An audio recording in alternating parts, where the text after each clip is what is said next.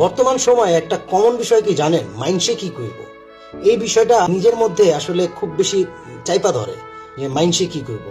ভাই মাইন্ডসে কিচ্ছু করব না, মাইন্ডসে এইটা করব তোমার মৃত্যুর পর হয়তো বা তোমার 40 আর কি হাড্ডির জায়গায় গোস্ত কম পাওয়া গেছে, গোস্তর জায়গায় হাড্ডি বেশি ছিল, চাল ভালো ছিল না, বাবুর্চি কি রান্না করছে, এই বিষয়গুলো হবে আর কি।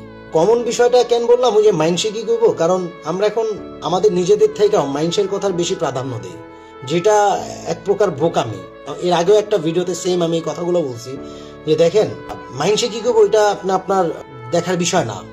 আপনি আপনার বিষয়টাকে ওইভাবে উপস্থাপনা করেন যাতে করে মাইন্ডসেট কিছু করার আগে আপনি আপনার মতো করে আগায় যেতে পারেন। আপনি ওই মাইন্ডসের কথা যদি ধরে বসে থাকেন আপনার লাইফে কিচ্ছু হবে না, কিচ্ছু না। আপনি আসেন ওই মাইন্ডসে কি করবো এইটা সেইটা এই ধরনের বিষয়গুলো যখন নিজের মধ্যে স্থাপন করেন, একটা সময় গিয়ে আপনি নিজেই অটোমেটিক্যালি আপনি ডিপ্রেশন দিকে চলে যান। যা হ্যাঁ রে, আমি ওই সিদ্ধান্তটা নিতে পারলাম না, এটা কোনো কাজ করলাম, আমি ওইটা করলাম না, এটা করলাম না, এইটা করলে ভালো হইতো, যা ইচ্ছা তা। বাট বিষয় হলো এইটা যে আপনার সিদ্ধান্ত আপনি নেবেন। হয়তো বা আপনার আশেপাশের যদি কেউ সাজেশনমূলক কিছু কথাবার্তা বলে ঠিক আছে, বাট অন্যরকম ধরনের কথাবার্তা যদি বলার চেষ্টা করে বা বলার আগ্রহ দেখায়, আমার কাছে পার্সোনালি এটা মনে হয় আপনি এখান থেকে সরে আসেন।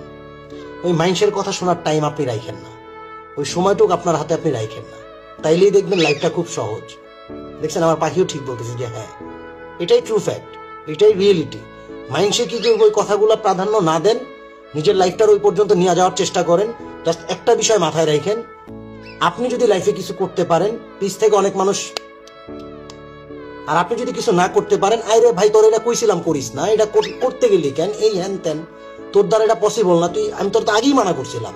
তো এই যে পিছ থেকে এইগুলো শোনার থেকে নিজের মতো করে নিজে আগে যান, তখন এই ধরনের তালি দেওয়ার মানুষের অভাব হবে না। এটাই রিয়েলিটি।